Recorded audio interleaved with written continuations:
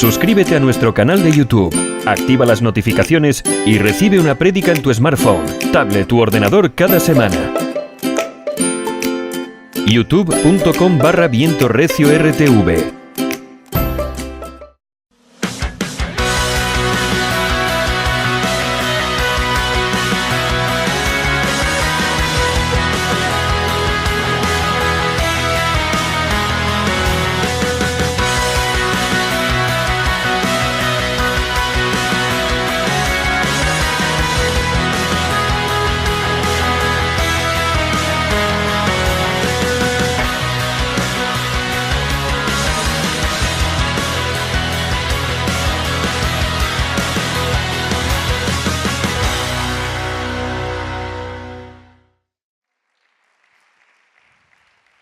Bien, ¿cuántos conocían o conocen esta porción de la Escritura? Yo creo que todos estamos familiarizados con este tremendo momento donde Elías, aunque aquí hemos leído los versículos siguientes, pero en el inicio del capítulo 19 del primer libro de Reyes, en donde aparece la amenaza de muerte que Jezabel dirige o manda a través de un mensajero a Elías. Y cuando Elías recibe esa amenaza de muerte, pues dice que viendo el peligro, luego lo veremos, dice que viendo el peligro salió huyendo. Amén. Salió huyendo, y si leemos los siguientes versículos, no me quiero adelantar mucho, pero básicamente podemos entender que Elías entró en un estado de depresión y de angustia. Amén. Digan conmigo depresión. No, estáis muy callados. Digan conmigo depresión. Digan conmigo angustia. Bien. Lo triste es que, no sé si os habéis percatado, pero la depresión y la angustia también es un mal de este tiempo. Es un mal muy actual. Tristemente y desgraciadamente muchas personas pasan y están pasando y pasarán por terribles momentos de angustia, por terribles momentos de depresión, de tensión, también de prueba y de persecución. Amén. Y esta tarde estamos viendo el ejemplo de Elías. Es decir, Elías, fíjate qué tremendo, que Elías siendo un tremendo siervo de Dios, Elías siendo un destacado profeta del Señor, del Dios Altísimo, pues no fue una excepción. Aleluya. A él también le tocó pasar por momentos muy oscuros. A Elías también le tocó pasar por momentos de angustia. ¿A cuántos de ustedes le ha tocado pasar por momentos de angustia? No levanten la mano. Pero estoy seguro que más de un presente en esta tarde, en esta casa, ha pasado por momentos de presión, de tensión, de estrés, de angustia o de ansiedad. Y al igual que Elías no fue una excepción, rápidamente vamos a ver que algunos personajes destacados de la historia bíblica pasaron también por momentos semejantes. Por ejemplo, el rey David. Ponme Salmo 25:17, Irene, por favor. Mira lo que dice el rey David. Dice: las angustias de mi corazón se han aumentado. Bien, una cosa, si a las angustias y a las congojas dice sácame ahí, mira, fíjate, él primero llega a una conclusión. Él reconoce que las angustias de su corazón han ido en aumento. Escucha, si tú no pones remedio, ni buscas ayuda, lo más seguro es que las angustias de tu corazón te tomen ventaja y no se vayan reduciendo, sino que se vayan aumentando. Si tú te metes en una cueva, ¿cuál es tu cueva? Pues puede ser tu habitación. Estamos en verano, ahora no, pero si en invierno tú te metes en tu cueva, en tu habitación, y te tapas con un edredón y no quieres saber nada de la vida, lo más seguro, y bajas tu persiana y lo tienes todo a oscuras, lo más seguro, ¿qué puede pasar? que vayan en aumento tus angustias o disminuyan. Que vayan en aumento. Y el Señor, fíjate, el rey David, dice, él reconoce que esas angustias suyas han ido en aumento y él hace una súplica al Señor y le dice, Señor, sácame de mis congojas. Él sabe quién es o cuál es la fuente de su sanidad. Es el Señor. Y él le dice, sácame tú de mis congojas, aleluya. Bien, entonces vemos que el rey David, también un personaje destacado, pasó por momentos de angustia. Ponme el siguiente, Jueces 16:16. Aleluya. ¿De quién estoy hablando aquí en Jueces? El libro de Jueces, ¿de quién estoy hablando? De Sansón. ¿Cuántos conocen la historia de Sansón? Sansón, mira, y aconteció que presionándole ella, ¿de quién está hablando aquí? ¿Quién estaba presionando a Sansón? Dalila, le estaba comiendo el tarro. La mujer le estaba presionando, lo estaba presionando ella cada día con sus palabras. Aleluya. Y llegaban las palabras, fíjate, a importunar su alma. Tremendo. Al punto que su alma, dice Sansón, que fue reducida a mortal angustia. Entonces fíjate, un tipo cuadrado, ¿verdad? Un tipo preparado para la guerra, que con una quijada de buey o de asno mató, dice, a 10.000 filisteos. Pues por una mujer que lo estaba presionando, pim, pam, pim, pam, pim, pam. Bueno, también viceversa, tranquilo. Pero aquí es el caso este. Por una mujer que lo estaba presionando y machacando y moliendo, como leeremos ahora en Job. Lo estaba moliendo con palabras, lo estaba presionando con palabras hasta el punto de que su alma fue reducida a mortal angustia. Más todavía, ponme por favor Isaías 53:7. ¿Aquí de quién estoy hablando? De Jesús, de nuestro Señor Jesucristo. Aquí proféticamente, 700 años antes del nacimiento de Cristo, el profeta Isaías ya profetiza esto. El profeta mesiánico por excelencia. Angustiado él, fíjate cómo empieza el versículo. Angustiado Jesús, afligido, no abrió su boca. Qué curioso, qué curioso. Vamos a hablar de silencio hoy. Fíjate lo que hizo Jesús en el momento más duro de su vida, en el momento más angustioso, donde él estaba más afligido. Se quejó, gimió, lloró, se lamentó. ¿Qué dice? Que hizo silencio. Porque no abrir la boca, ¿qué significa? Se hizo silencio, tremendo. Como cordero fue llevado al matadero y como oveja delante de sus trasquiladores enmudeció y no abrió su boca. Bien, hemos visto Elías, Sansón, David. Ahora vamos a ver en el Salmo 25:22, por favor, dice, fíjate, ahí David, después de reconocer, porque vamos a leer en el mismo Salmo que hemos leído antes, después de reconocer que él estaba en angustia, fíjate lo que dice, redime, oh Dios, ¿a quién? A todo el pueblo, de todas sus angustias. Escucha, hay angustias que pueden ser colectivas. Yo, por ejemplo, ahora mismo, y lo digo con todo el respeto, pero mis hermanos colombianos están angustiados. Claro, y estoy aprovechando un evento deportivo. ¿Tú no estás angustiado ahora?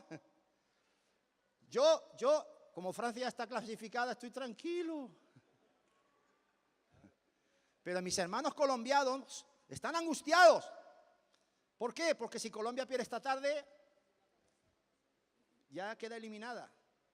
Entonces, toda una nación, ahora mismo, ¿cómo está? ¿Cómo está? Angustiada. Y es un deporte, pero hay una nación angustiada, igual que Polonia, que es la contrincante. Hay toda una nación angustiada. Tremendo, ¿verdad? Entonces, vemos que hay angustias que son a nivel corporativo, a nivel colectivo, tremendo. Y pueden ser a nivel de una nación, de una región, de una ciudad o de una familia o de una vecindad. ¿Cuántos dicen amén? Bien, aleluya. Por tanto, la primera conclusión es que nadie es inmune. Toca al que está a tu lado, dile, tú no eres inmune a caer en un estado de depresión o de angustia. ¿Cuánto pueden decir amén? Nadie es inmune, por tanto todos podemos en algún momento de nuestra vida padecer o experimentar angustia. ¿Cuántos están de acuerdo? Bien, ahora, claro, ¿qué es angustia? ¿Qué es angustia? Pues mira, la definición, te voy a dar primero una definición de un par de diccionarios. Uno de ellos dice, angustia. Tiene narices que algunos le pongan a su hija angustia, ¿eh?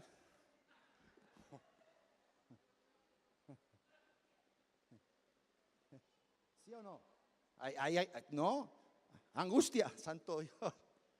Angustia, ven para acá. No, yo no te quiero, angustia. Pero hay gente, en Murcia hay mucha gente que se llama, muchas mujeres que se llaman angustia. Angustia, tremendo. ¿Tú conoces a alguien? Igual que qué? Que Piedad. Bueno, pero Piedad, mira, aquí tenemos a Piedad. Oye, ahí está la parejita feliz. Ellos no están en angustia ahora mismo.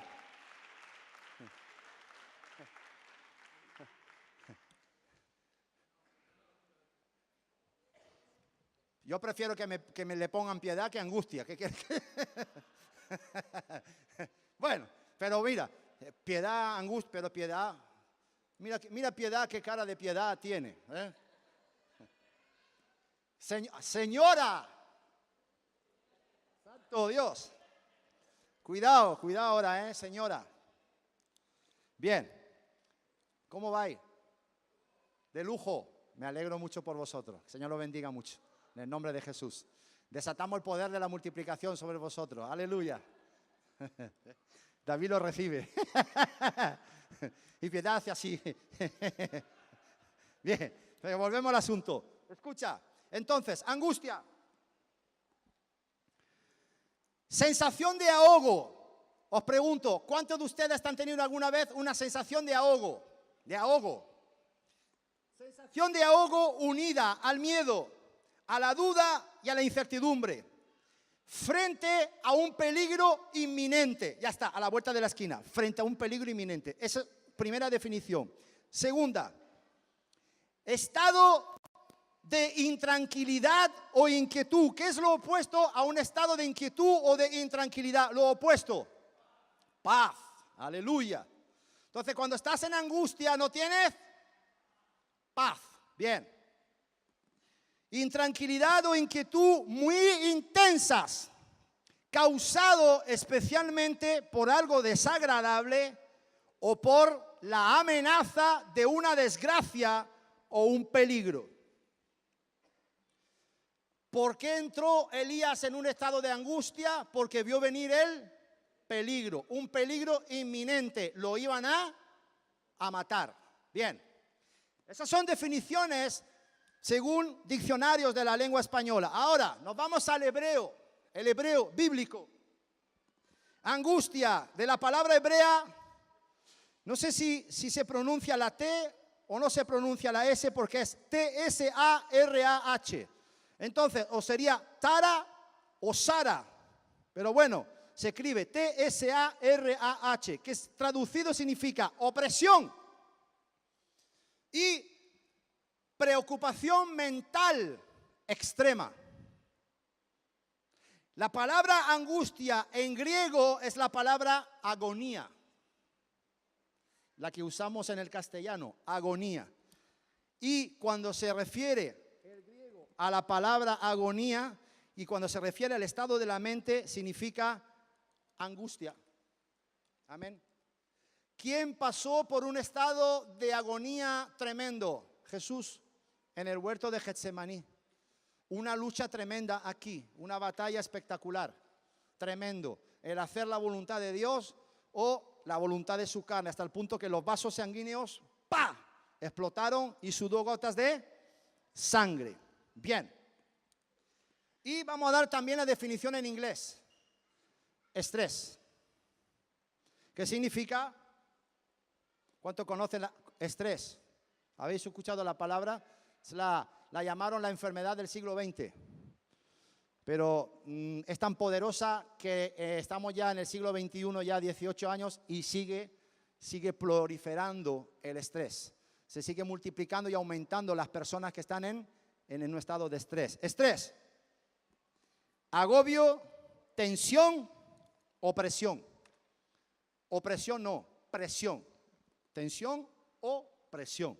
Digan conmigo, tensión, bien fuerte, tensión, presión. Bien. Hemos dado una definición bastante amplia de lo que es la palabra angustia. Ahora les pregunto a ustedes, sinceramente, ¿cuántos de ustedes han experimentado o han sentido en algún momento de su vida esa sensación de ahogo, esa presión, ese estrés, esa tensión, ¿verdad? Esa preocupación mental extrema aquí? Yo creo que la gran mayoría.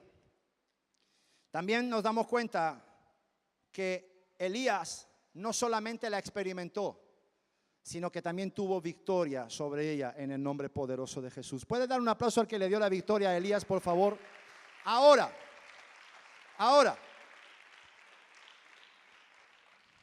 debéis saber algo. La angustia siempre tiene malas compañeras. La angustia viene acompañada de 4 manifestaciones. La primera es la duda. La segunda es el miedo. La tercera es el lamento y la cuarta la resignación. Digan conmigo, duda, miedo, lamento y resignación. ¿Cuántos de ustedes creen que esas 4 manifestaciones se dieron en Elías? Absolutamente sí. Mira, vamos a leer, por favor, Irene, primer libro de Reyes, y ahora sí nos vamos a ir a los primeros versículos. Mira lo que dice aquí. Viendo pues el peligro inminente causado por esa amenaza de muerte, viendo pues el peligro, se levantó y se fue para salvar su vida. Digo yo, te pregunto, la palabra aquí es light, pero ¿cuántos creen que Elías salió huyendo? ¿Por qué? Porque tuvo miedo. Primera manifestación, tuvo miedo. Y vino a Berseba, que está en Judá, y dejó allí a su criado. Versículo 4. Y se fue por el desierto un día de camino, y vino y se sentó debajo de un enebro, y deseando ¿qué? Morirse. Deseó la muerte. ¿Por qué crees tú que deseó la muerte? ¿No sería que empezaría a dudar de Dios y a dudar del mismo? ¿A dudar de su capacidad? ¿A dudar de lo que Dios podía hacer con él? Digan conmigo, duda. Deseó morirse y dijo, basta ya, oh Jehová. ¿Esto qué es? Ese es el lamento. Ese es el lamento. Basta ya, oh Jehová, quítame la vida. Esto, quítame la vida, ¿qué es? La resignación. Entonces digan conmigo, duda. Digan conmigo, miedo. Digan conmigo, lamento. Y digan conmigo, resignación. Quítame la vida, pues yo no soy mejor que mis padres. Tremendo esto. Entonces la pregunta sería para ti y para mí en esta tarde, en el día de la angustia, que puede que venga, seguramente vendrá, ¿qué debemos hacer? Amén. Mira lo que dice Job. Por favor, Irene, ponme Job 19, el 2 y el 3. ¿Cuántos conocen el proceso de Job? Tremendo. Job lo pierde todo. La mujer lo maldice, ¿cómo es? ¿Cómo le dice? Maldice a tu Dios y muérete. Es algo así, maldice a tu Dios y muérete, le dice su mujer. Y le cae encima una sarna, de modo que él se rascaba la sarna con una teja de barro, ¿verdad? Bien. Y vienen unos supuestos amigos, aparentemente para ayudar a sostener, a sobrellevar las cargas del proceso que estaba viviendo Job. Pero se encuentra Job con que estos supuestos amigos o conocidos lo estaban, ¿qué? Machacando, haciéndole culpable. En aquel tiempo se creía que uno llegaba a esa situación porque tal vez había cometido cierto tipo de pecado. Esa era la creencia que había. Y entonces Job, ya un poco hastiado, dice a sus compañeros, dice, ¿hasta cuándo angustiaréis mi alma? Y me moleréis con palabras. Fíjate, estos benditos usaron el mismo método que usó Dalila con Sansón. Ella lo atormentó. Y aquí dice que lo molieron con palabras, un sinónimo del verbo moler. Lo trituraron, lo machacaron. Hermano, ¿tu mujer te machaca o te tritura con palabras? No me digas. Hermana, ¿tu marido te tritura o te machaca con palabras? No me lo digas. Aleluya. Pero eso es una forma de caer en un estado de angustia. Dice, ¿hasta cuándo angustiaréis mi alma y me moleréis con palabras? Verso 3. Ya me habéis vituperado 10 veces. O sea, basta ya, por favor. No os avergonzáis de injuriarme. Tremendo lo que dice Job a estos compañeros suyos. Entonces, escucha. ¿Cuál es la queja de Job? De que aparentemente estos chicos, estos compañeros, no tienen compasión de él, no tienen misericordia de él, y a pesar del trance por el cual está viviendo Job, pues en vez de encontrar consuelo en sus amigos, palabras de ánimo, palabras que lo vengan a levantar, a animar, a consolar, encima de todo estos benditos, ¿eran 4, Miguel? ¿Eran 4 los amigos que vienen a... ¿Cuántos eran? Eran 4, bueno, no importa. Estos 3 o 4 amigos que vienen a hablar con Job o a confrontar a Job, lo que hacen es molerlo, machacarlo, triturarlo con palabras, hasta el punto que dice él, ¡ya vale! Porque aquí está escrito, pero imagínate a Job diciendo, ¡ya! ¡Cállate! Que me desesperas. Callaos ya, por favor, ya está bien de injuriarme, de echarme a mí la culpa, que yo no he hecho nada. Tremendo. Entonces, en el día de la angustia, lo primero que debes hacer es callar las voces. Toca al que está a tu lado y dile, en el día de tu angustia, lo primero que debes hacer es silenciar las voces del enemigo. ¿Cuántos dicen amén? Jesús, en un momento tremendo, en un momento muy angustioso para sus discípulos, en aquella tormenta que se levanta, Jesús, ¿qué hizo? Silenció la voz de la tormenta. Porque, qué tremendo, ¿qué le dice Jesús a la tormenta? Cállate, enmudece, o sea, cállate la boca, le está diciendo Jesús a la tormenta. ¿Por qué le dice Jesús a la tormenta que se calle? Porque la voz de la tormenta le estaba diciendo a los discípulos que iban a morir. Señor, ¿no tienes cuidado que vamos a perecer? Eso es lo que ellos estaban escuchando. ¿Sabes que cuando tú estás en tu peor momento de depresión o de angustia, el enemigo viene a decirte, te vas a morir? La voz de la tormenta, la voz de la angustia, la voz de la depresión viene. Escucha, no es la voz de Dios. Es la voz del enemigo que viene a triturarte, que viene a machacarte para decirte, ¿dónde está tu fe ahora? ¿Dónde está tu Dios ahora? ¿Dónde está tu ánimo ahora? Ahora ya no dice aleluya, aleluya. ¿Verdad? Tienes que aprender a callar las voces del enemigo. Dile al que está a tu lado, aprende a callar la voz del diablo en el nombre de Jesús. ¡Aleluya! Santo Dios. Recuerda algo, muy importante. El diablo es muy parlanchín, pero es padre de la mentira. Amén. Su poder, por tanto, si es padre de la mentira, ¿dónde está el poder del diablo? En su lengua. El poder del diablo está en su lengua y en engañar, en retorcer, en tergiversar, en manipular. Y siempre que el diablo proclama una mentira, ¿para qué es? para tapar una verdad de Dios. Cuando el diablo te suelta una mentira, con que Dios os ha dicho, ¿eso qué era? Eso era una verdad. ¿Recuerda? En el huerto del Edén, Génesis capítulo 3, con que Dios os ha dicho esto, pues yo digo que no moriréis. La verdad era, moriréis. ¿Qué hizo el diablo? Opacar una verdad con una mentira. Opacó una verdad de Dios con una mentira. Y el diablo para eso se pinta solo.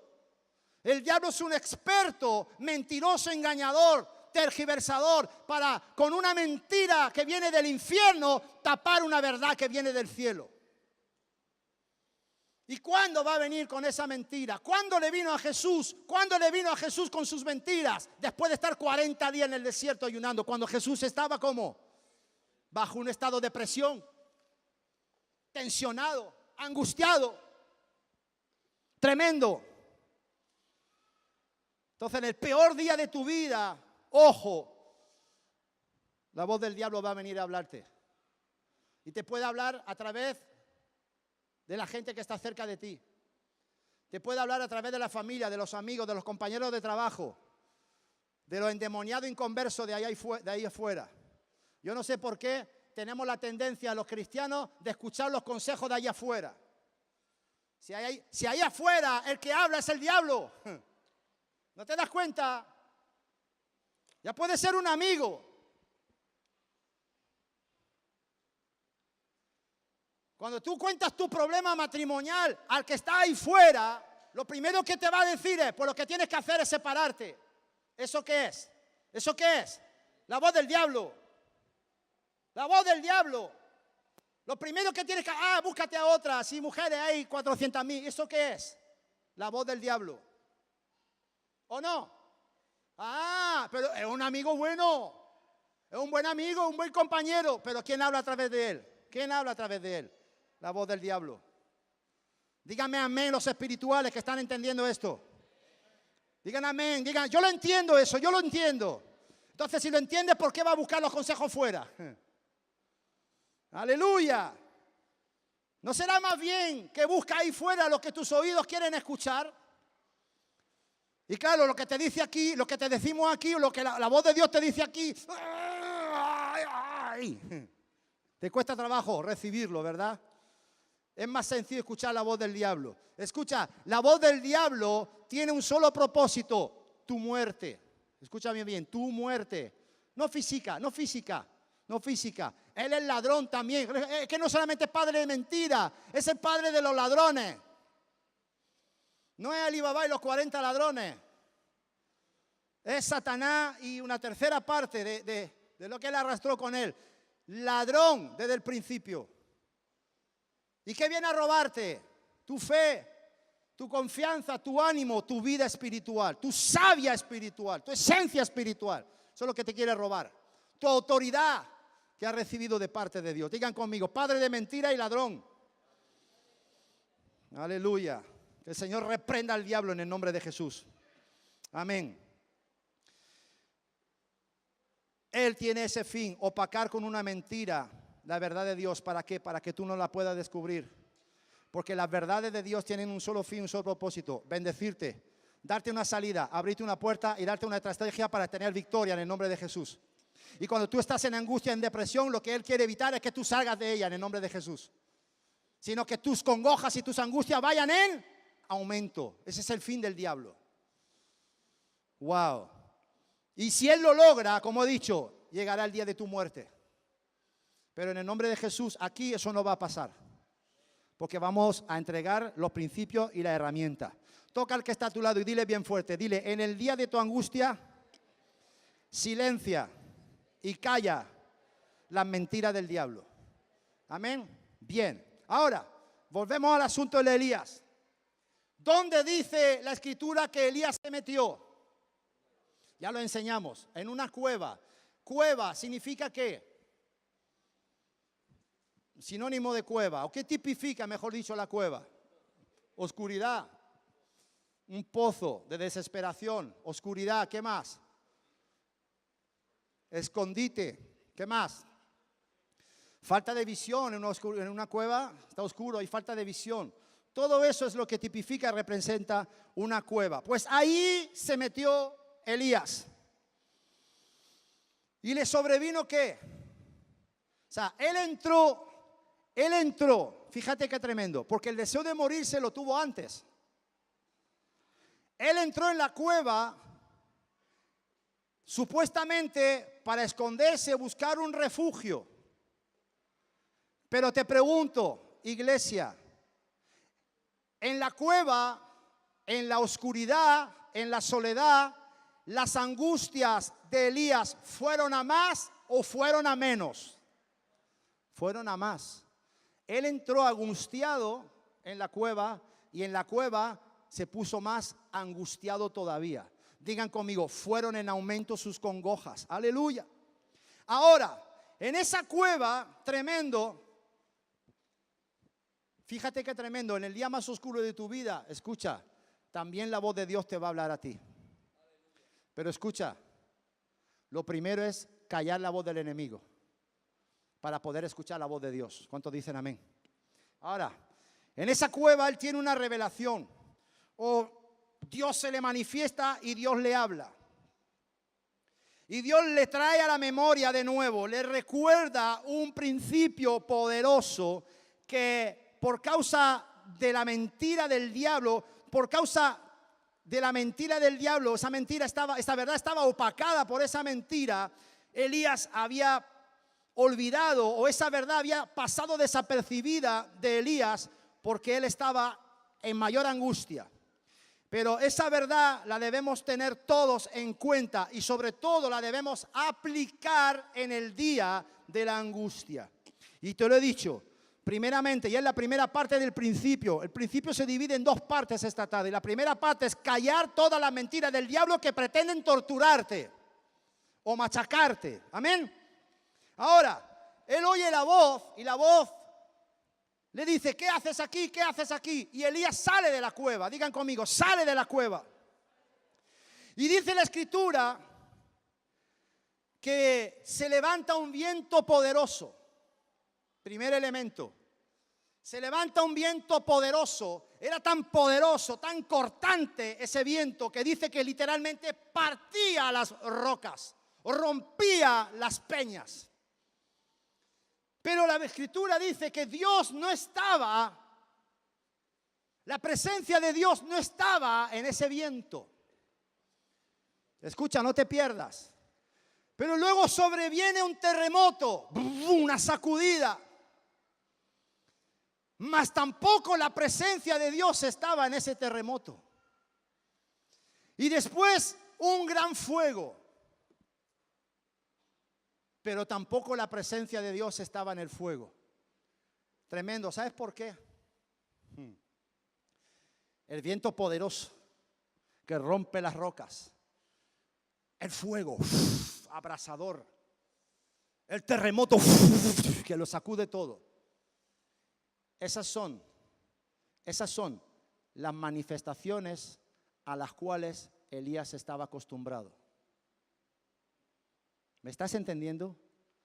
Cuando él en el capítulo anterior levanta un altar, un holocausto, parte el buey, lo rocía de agua, tal, ahí se manifiestan dos elementos, el viento y el fuego. Entonces Elías estaba mal acostumbrado. Y nosotros los hijos de Dios estamos mal acostumbrados. Nos creemos que Dios se mueve en las cosas espectaculares. ¡Wow! En unas manifestaciones que dices, ¡wow! Eso es de Dios. Pues no es de Dios. ¿Ah? ¡Wow! El viento que parte la roca, eso es de Dios. No, Dios no está ahí. No te confundas. Entonces creemos y nos hacemos un patrón de Dios, pero la Biblia dice que Dios es multiforme. Entonces, el mayor peligro de los creyentes es hacernos un patrón de Dios y un patrón de las manifestaciones de Dios.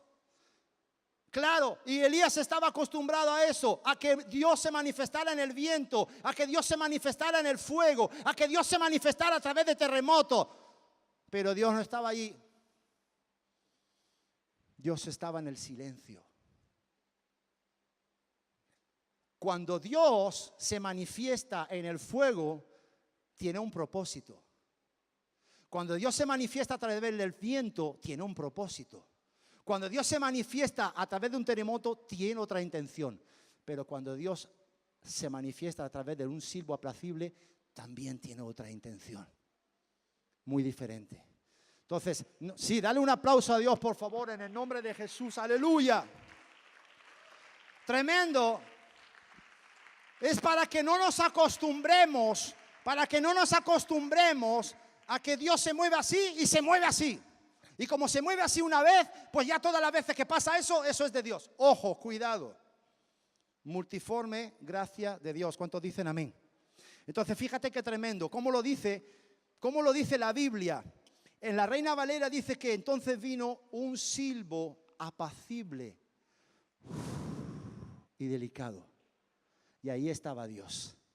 Me encanta cómo lo dice la Biblia del lenguaje actual. Normalmente la Biblia del lenguaje actual se caracteriza por hablar las cosas en un castellano más rudimentario.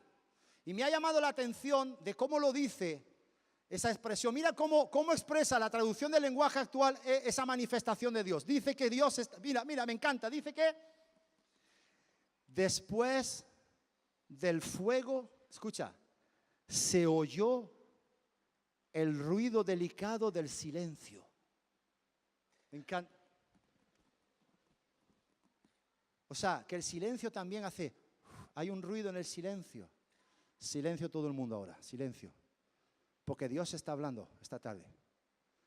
Escucha, después del fuego se oyó el ruido delicado del silencio. Biblia del lenguaje actual.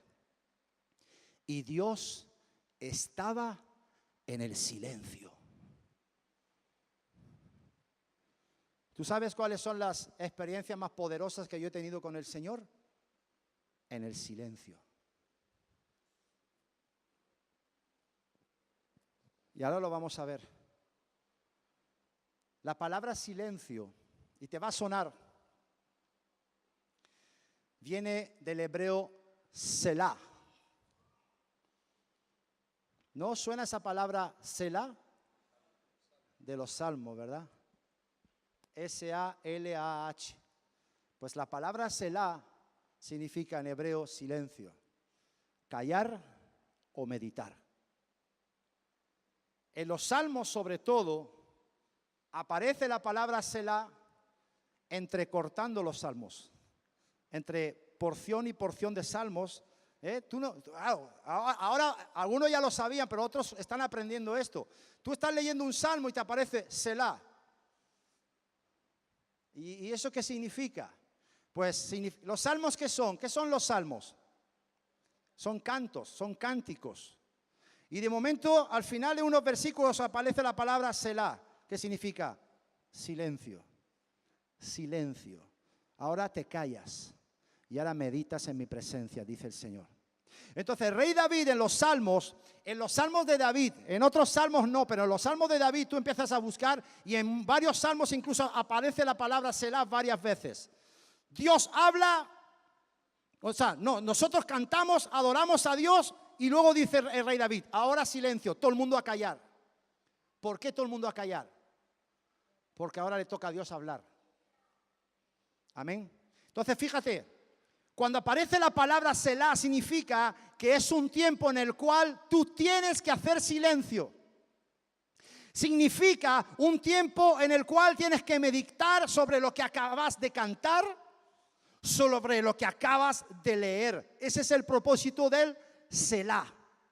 Y el rey David hace énfasis de que en ese punto, precisamente en ese punto donde pone Selah, no es casualidad. En ese punto debes detenerte, debes parar, debes guardar silencio y meditar. Eso es lo que tienes que llevar a cabo en ese momento cuando tú leas Selah, un tiempo de silencio. Cuando David, y lo vemos en los salmos, derramaba su corazón a través de los cánticos, derramaba su corazón en la presencia o ante la presencia de Dios, llegaba unos momentos que David no podía seguir cantando, No podía seguir adorando, es decir, que las palabras sobraban. Y ahí David cortaba la canción, el cántico, cortaba la palabra y hacía silencio. Silencio. ¿Para qué? Para meditar sobre lo que él estaba experimentando hasta ese momento. ¿Cuántos dicen aleluya? Díganme, ahora lo estoy entendiendo. Entonces había momentos en los cuales las palabras sobraban y lo único que podía hacer David era guardar silencio. Y esos momentos de silencio se convertían en momentos de intimidad. Digan conmigo, intimidad.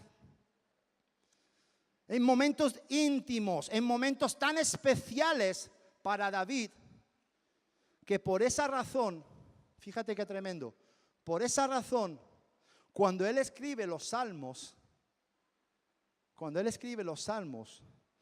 él comparte su experiencia. Fíjate si te tienes que fijar en las palabras. Una palabra que hasta hace poco la mayoría no sabían. ¿Y esto por qué pone aquí Selah? ¿Ah? ¿Por qué pone eso aquí? Pues porque David está marcando, eso es como una anotación, una acotación, donde David nos está diciendo, yo aquí en ese punto hice una pausa, porque era tal la presencia de Dios que me estaba ministrando que me tuve que callar, tuve que dejar de orar, tuve que dejar de cantar, tuve que dejar de leer, tuve que dejar de adorar y tuve que hacer silencio para que Dios me pudiera ministrar a mí. Y él, tan detallista, en los salmos escribe, Selah, Selah, Selah. Y nos está diciendo, en ese momento tuve una experiencia poderosa con el Señor. O sea, qué tremendo una palabrita, ¿verdad? David está transmitiendo lo que él experimentó con la presencia de Dios.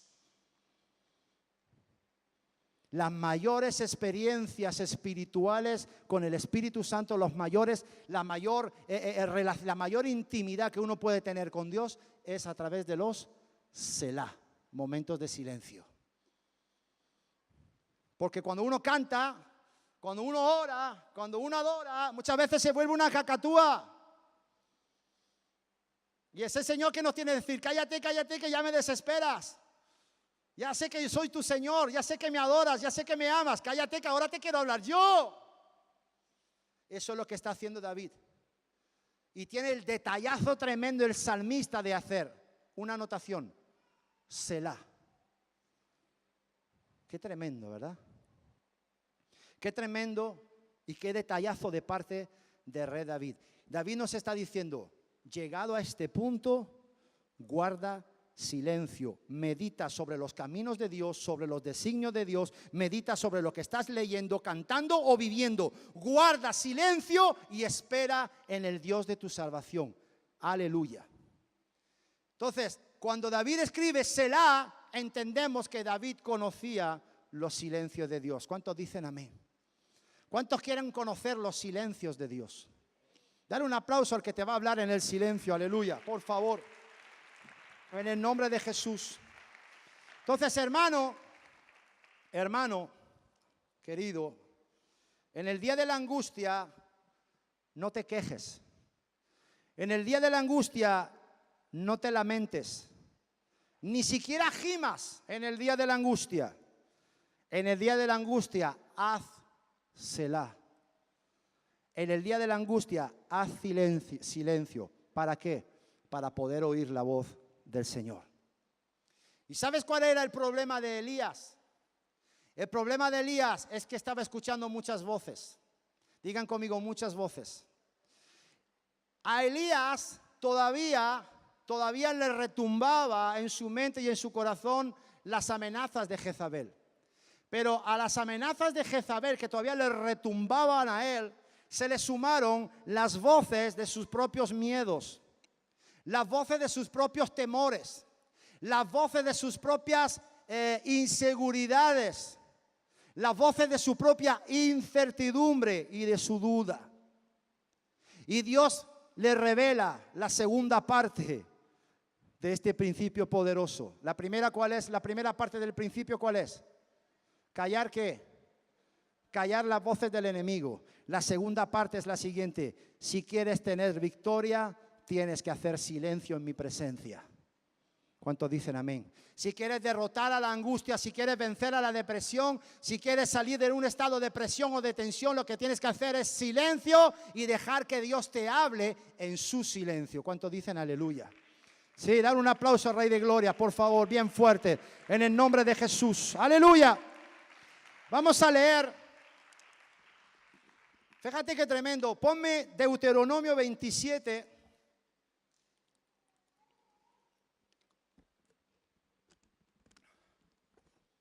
Y Moisés, con los sacerdotes levitas, ¿habló a quién? ¿Habló a quién? A todo el pueblo, diciendo, ¿qué le dijo al pueblo? Shh. Mira el que está a tu lado y dile, shh. Escucha, cuando uno viene a la casa de Dios, cuando uno viene a la casa de Dios y está en la asamblea y está en la congregación de los santos, uno tiene que guardar silencio. Uno viene aquí y tiene que hacer Selah. Tiene que hacer una pausa para que Dios te pueda hablar.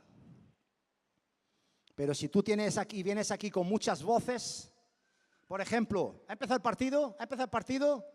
¿Ha empezado el partido? Hermano colombiano, ¿ha empezado el partido? No lo sé, empezaba a las 8.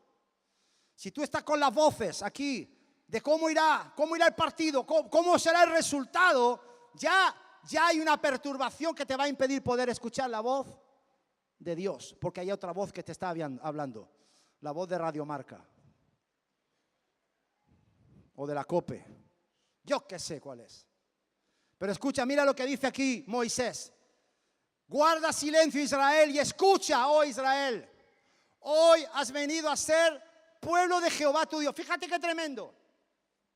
La primera recomendación que Dios le da, que Moisés le da al pueblo: hoy has venido a ser pueblo de Dios, y lo primero que tienes que hacer como pueblo de Dios es callarte. Tienes que callarte, tienes que guardar silencio. Siguiente versículo. Oirás pues la voz de Jehová tu Dios. Y para oír la voz de Jehová tu Dios, ¿qué le dice al pueblo primero? ¿Qué le dice? Shh.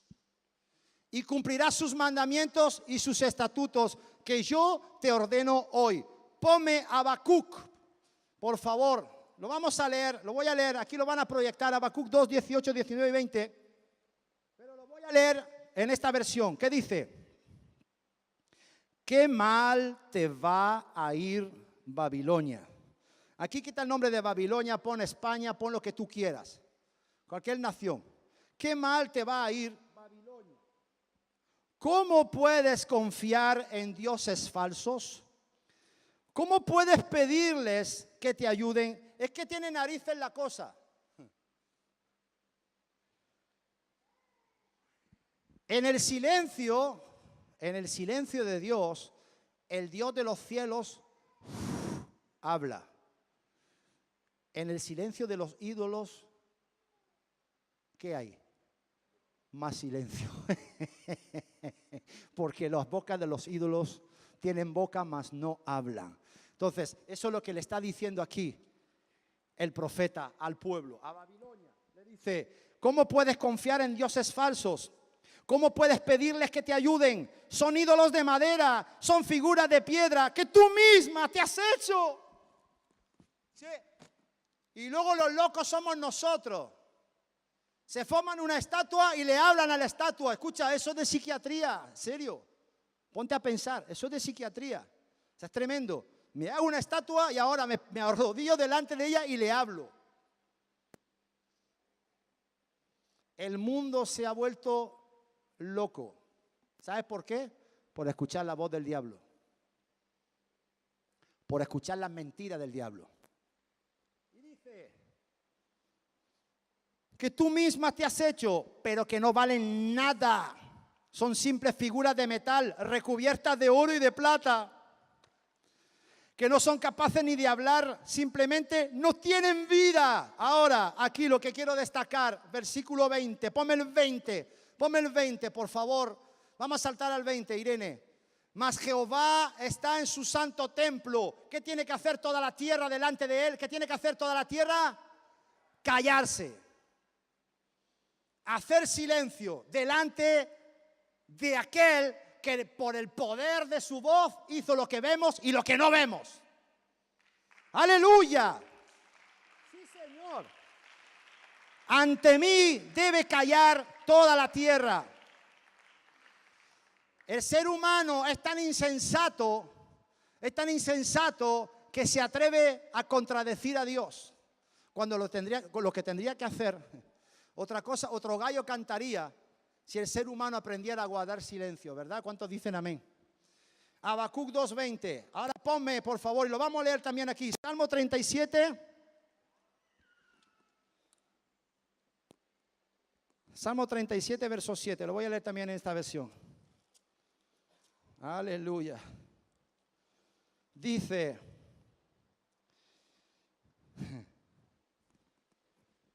calla en la presencia de Dios y espera paciente a que Dios se actúe. No te enojes por causa de los que prosperan, ni por los que hacen planes malvados. Wow. Amén. No te quejes porque tú ves a alguno prosperar y prospera a través de algo malvado o ilícito. No te lamentes por eso, porque llegará el día de la recompensa. Cada uno llevará su recompensa, aleluya. Y Dios es justo. Lo que tú tienes que hacer es callar, no quejarte, decir, mira este, mira al otro, no le pasa nunca nada, mira lo que hace, mira al otro lo que hace, mira cómo va, mira qué coche lleva, mira qué chalet, mira ahora se va un mes de vacaciones. Cállate, guarda silencio y deja eso en las manos de Dios, aleluya. Si se escapan de la justicia de los hombres, de la justicia de Dios no se escapa nadie. Amén. Tú lo que tienes que hacer es callar y dejar que Dios actúe en tu vida. En el nombre de Jesús. Amén. Bien. Entonces, de aquí surge una pregunta. ¿Qué hacía Jesús en su peor momento? ¿Se metía en una cueva? ¿Se iba al monte a orar? Y después de orar, ¿qué hacía? Hacía silencio. Oraba, se retiraba para estar a solas con el Padre. Y él ahí hacía un silencio de búsqueda de Dios. ¿Cuántos dicen amén? ¿Cuántos, o cuánto, mejor dicho? Y ahora me dirijo a ti, amado. ¿Cuánto hace que no guardas silencio a solas en la presencia de Dios? Sin hablar, sin quejarte. Fíjate, va a parecer una herejía, sin orar. No estoy en contra, ojo. Sin cantar, sin adorar.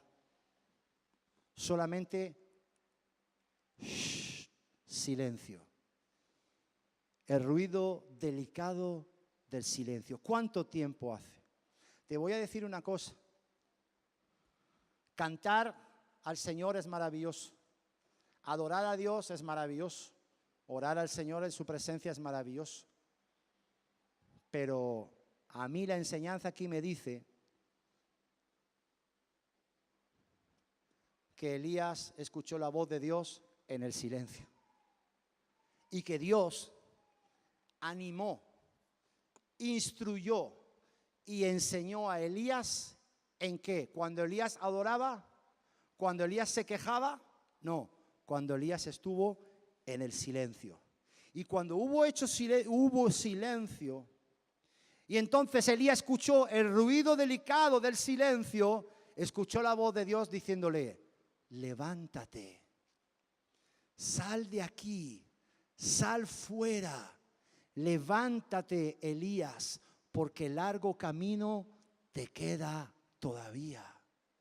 Levántate, regresa por el camino del desierto de donde viniste y unge a dos reyes, a Jehú, a Asael, por reyes. Úngelos y unge también a aquel que va a ocupar tu lugar. Unge a Eliseo como profeta, aleluya. Y te recuerdo que he dejado a 7,000 que no se doblegaron ante Baal, aleluya.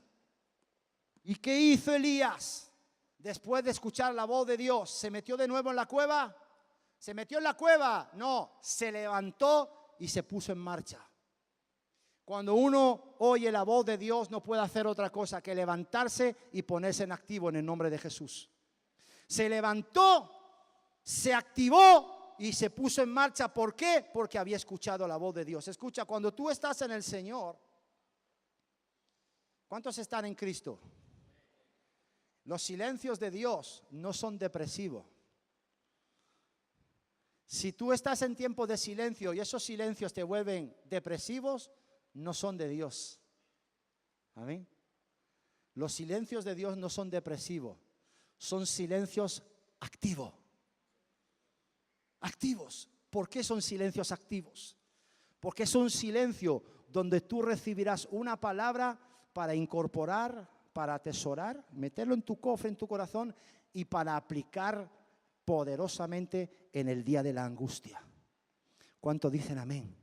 Entonces no ores, no pidas, no gimas, no reclames, no exijas, porque en el silencio Dios efectivamente te hablará.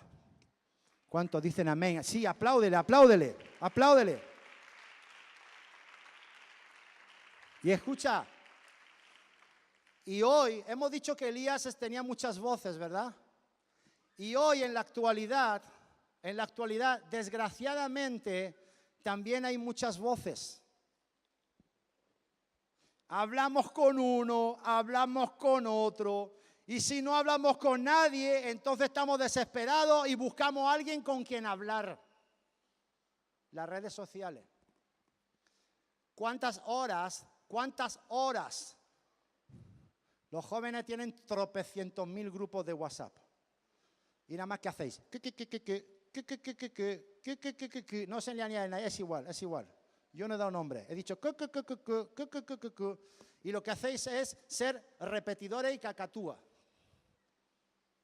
Y no escucháis. Dejarse ya tanto grupo de WhatsApp. Ya, tanto grupo de WhatsApp, ya. Dejarse ya las redes sociales. Hay gente que está tan enganchada a su teléfono y a sus redes sociales que no puede estar ni una hora sin poder hablar con nadie. ¿Sí o no? Y si no, a ver qué ha puesto este. Y ya le respondo y le pongo otra cosa. Escucha, estás enganchado. Te lo digo, estás enganchado. Si estás así, estás enganchado. ¿Y sabes qué? Estás escuchando la voz del diablo. Y te estás robando el silencio que tienes que guardar y cumplir para poder escuchar la voz de Dios. Tú ríete, pero es así. Redes sociales, Twitter, tonto, ¡qué tonto! Instagram, Facebook. ¿Qué locura es esta? En serio, de verdad. Si no hablamos con nadie, estamos desesperados. Y nos estamos volviendo todos unos cotillas.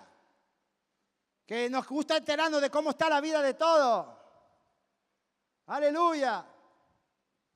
Tremendo. Digan conmigo, redes sociales. Si eso se predicara hace 30 años, diríamos, las redes sociales del diablo. No, hay que saber tener qué en la vida. Equilibrio. Si le das un buen uso, no hay ningún problema. No hay ningún problema, pero por favor. Mira, 7 horas, 8 horas, 4 horas, 5 horas, 6 horas. Y ya eso nos roba los silencios de Dios. Y Dios no nos habla. Y luego decimos, Señor, ¿qué pasa que no me habla? Y el Señor te va a decir, pues salte ya del Twitter, salte ya del 20, salte ya del Facebook. ¿Me estás entendiendo? Claro. Porque el Facebook se está volviendo tu Dios y está ocupando mi lugar. Tremendo. Redes sociales, digan conmigo, redes sociales. Wow. Entonces pregúntale al que está a tu lado, dile, ¿cuánto tiempo hace que no estás a solas con él en silencio? ¿Cuánto tiempo hace? Hoy hay tantas voces. Santo Dios. Escucha, debemos apartar, debemos separar un momento del día para poder estar a solas con Él, para que Él nos pueda hablar. Fíjate qué tremendo, en el silencio, ¿cuánto tiempo llevo? Pues entonces ya para otro día.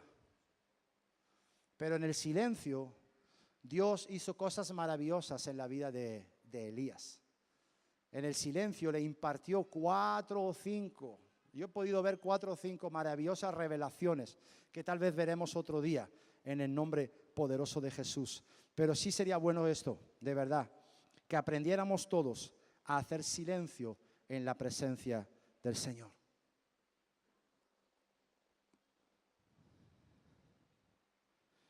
¿Sabes cuando la voz de Dios llenó el corazón de Elías? Cuando del corazón de Elías salió la voz de Jezabel. Entonces pudo entrar la voz de Dios. ¿Sabes cuándo va a entrar la voz de Dios a tu corazón? Cuando salga la voz de Facebook. Por ejemplo. Amén, sí. El que va a dar un aplauso, que dé un aplauso en el nombre de Jesús. Aleluya. Aleluya. Entonces, aquí lo vamos a dejar esta tarde. Tal vez continuaremos la semana que viene porque me he dejado muchas cosas muy interesantes. Y tal vez vamos a partir la enseñanza, ya se ha ido mucho tiempo y necesitaría otros 50 o 60 minutos para enseñar el resto de la enseñanza. Entonces, Padre, en el nombre de Jesús, en esta tarde afirmamos nuestras vidas, afirmamos nuestros pies, levantamos nuestras manos hacia el cielo y ajustamos nuestros oídos para oír solamente tu voz.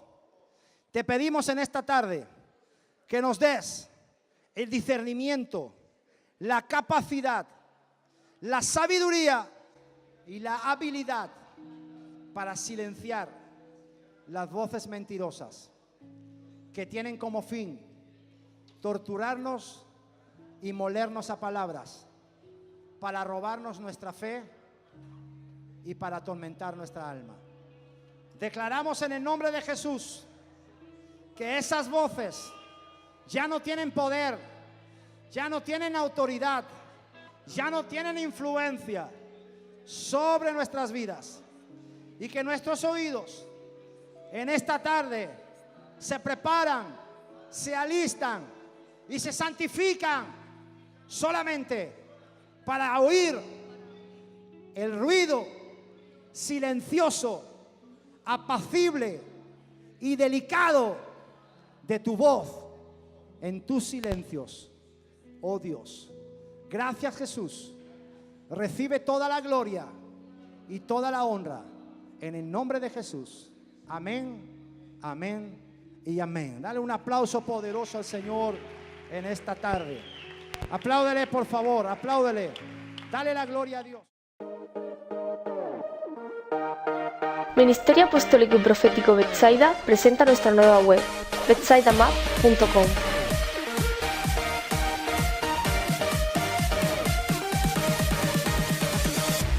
donde podrás conocer todo acerca de este ministerio. También podrás acceder fácilmente a nuestro canal de radio y televisión. Cada domingo podrás seguir nuestras reuniones en directo.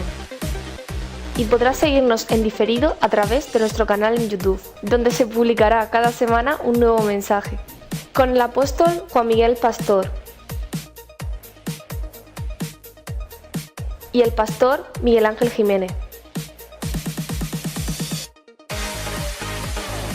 También podrás escuchar nuestra radio en directo a las 24 horas. Podrás conocer todo acerca de nuestra red apostólica y nuestras distintas iglesias. También podrás estar al tanto de todos nuestros eventos y seguirlos en directo. Podrás conocer todo acerca de nuestro ministerio juvenil, Nueva Generación Betsaida. Quiénes somos, nuestra visión, nuestra misión y nuestros valores. Puedes escribirnos tus peticiones de oración y un equipo de intercesores estará orando por cada una de ellas. Podrás acceder fácilmente a nuestro Facebook y leer nuestras publicaciones. Podrás ofrendar y sembrar en línea. Y podrás conocer todo lo que Dios ha hecho en tu vida leyendo la historia de amor más grande.